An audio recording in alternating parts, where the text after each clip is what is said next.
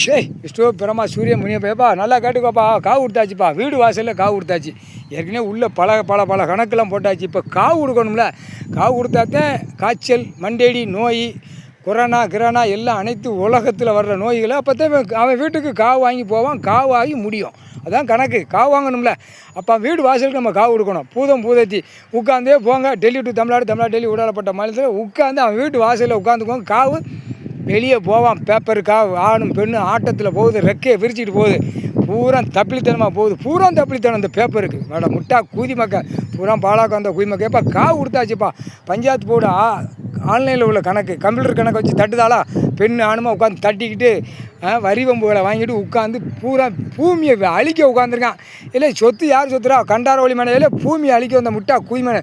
சிவன் சொத்து குலநாசம். இப்போ குலநாசத்துக்கு வீடு வாசலுக்கு மில்லு தொழிற்சாலை கம்பெனிக்கு காவு கொடுத்தாச்சுடா. தொலைஞ்சியடா முக்கால்